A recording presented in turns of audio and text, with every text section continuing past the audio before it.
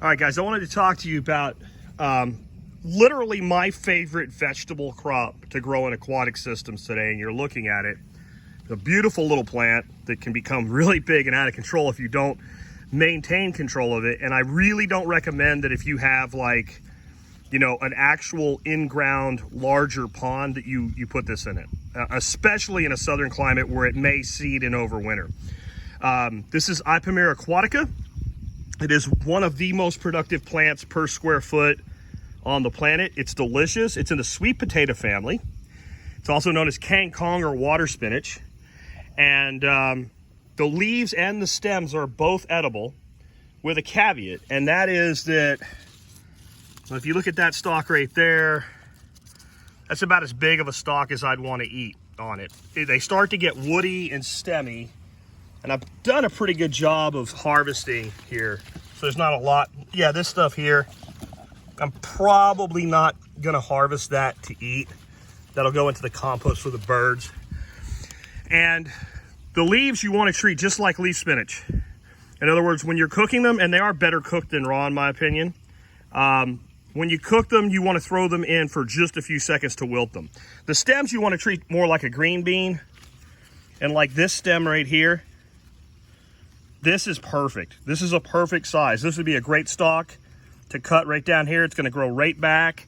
I'm gonna make pieces, and even these stems on the leaves, I'm gonna cut those off, and when I go to cook this, I'm gonna separate it into, you know, about half a green bean sized pieces of stalk and a big pile of leaves. And the leaves you can leave whole or you can cut them in half, it's up to you, but when they wilt, they're gonna be so small, it doesn't really matter. I'm gonna saute this first until bright green, and then wilt the leaves. And I might do that as a side dish by itself. One of my favorite things to do with it being keto, I make a cauliflower rice and then I add this into it and then wilt the leaves in at the end. And that's a really delicious, it gives a little bit of bitterness to balance the cauliflower rice. I make the cauliflower rice with like, you know, a couple servings of cauliflower rice, have like a whole stick, so a quarter pound of butter in them.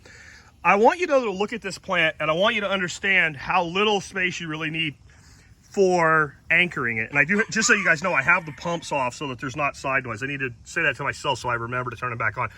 But you can see that this plant's growing all the way out to here. It's growing through my fish nursery tank for my baby fishes. And that's growing all the way out to there. And there's plenty of it there. And I have another clump of it over there. This is more than I would ever need. This is gonna grow back so fast. And you can see when it gets much bigger leaves like this, you know that stalk is gonna be pretty damn thick, and it's in the water down there. But all of this, you know what it's growing in? It's growing in a 2-gallon nursery pot right there. This entire plant is growing in this space. And the reason it's so healthy is, one, it's in an aquatic system where it wants to be. So its roots are very wet, it likes that. It does have a little bit of dry on the top. This is about 2-4 inches, depending on the height of the pond at any given time, above the pond line. Number 2, this is high quality compost. This is grown in pure compost. This is my compost made with my chicken and duck house stuff and all of our scraps. So it's 100% compost. So it's like a clay mud, which is what it loves to grow in. It loves to grow in a muck. Number 3, you see that right there? I am still fertilizing it. That's a little bit of Dr. Earth fertilizer. And you can see by looking here, like this is just roots. This whole thing is a root mass. And what this plant wants to do and how it grows in nature is it's an edge species, and then it grows on the surface of the water. If you look, the straws, if you want to call them that in it, they float. Now these ones are kind of, it's gotten so much root mass, they're like semi underneath, but they will float. They'll even float like mid-water float. Now this is what's great about it. You can see that everywhere it sends a root out, it sends a straight nodule and starts growing an upright stem. Okay, here's your harvest. Bang, bang, bang, bang, and it'll just stem them back up.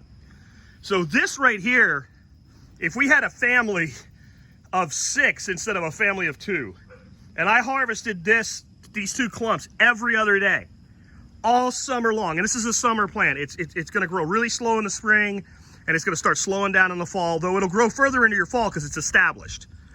But from, you know, my climate, I have 7 months where I could harvest this every other day, just those 2 clumps, and I would never run out. I would never go more than a couple days before having enough regrowth to start harvesting again. You do need to check the laws in your state about it, and I'm not saying don't grow it if they say not to, I'm saying be responsible no matter where you grow it. About 10 years ago in Texas, we were fortunate that the Southeast Asian community, which is really heavily in Houston, basically lobbied the government and said, this is part of our culture. This is a very important plant species to us. And the state of Texas did two things. One, they said you can grow it with a permit for commercial use. Two, as long as you're not propagating it and moving it, and you're using it for personal use only, you can grow it. This is really not a huge threat in Texas. We have other invasive species that are, but this is really not anywhere because it doesn't really do well reseeding. I imagine far south Texas, down toward Corpus, Port Aransas, places like that where they don't get a freeze, much more likely to overwinter. In my climate, this is not going to survive. And if you look around me, there's no aquatic systems within miles of me. So it's not going to invade anything, and it's legit. And it's nice because I can put it out publicly that this is what I'm growing. But if you are in more northern climates, the big thing with it, and I'll do another video later about how to germinate it. It is a little bit tough to germinate. But once you get a couple things going, the other thing, it's just like sweet potato. If I take this right here and I cut that and I stick that into mud somewhere and I keep it shaded until it, adapts to the fact that I've harmed it, because it will get sun scald really bad when you first do that. It will root, and once it roots, it will start growing, and you got a whole new plant. So you only need a couple of your seeds to germinate every year, and you're good to go. And you can see that once you're growing it in, there's a goldfish, I don't know if you guys saw him. Once you're doing this, right? So look at the roots. And so this is also acting as a solids filter and a nutrient filter in my pond. And that's why I love having it sprawl out. And I also have some of it growing in a little ebb and flow bed there. It's a great plant. Where do you get it? Well, best thing I can advise you to do is look on Etsy or eBay for seeds. Again, there are a lot of places this plant is considered a bad plant and it's banned. You do with that information what you will, but it's a pretty benign plant if you're growing it in backyard ponds. It really can't harm anything. It's not gonna survive long term. If I do that right there and cut that piece, if I don't root this today, like today, it is dead. It is not going to survive. In fact, maybe just for the doubters, I'll leave it right there and we'll show you what it looks like by this evening. It won't grow by this evening, I promise you. Anyway, with that, hope you guys enjoy it. Again, you hear Jeff Lawton talk about this plant all the time. Bill Mollison used to talk it all the time.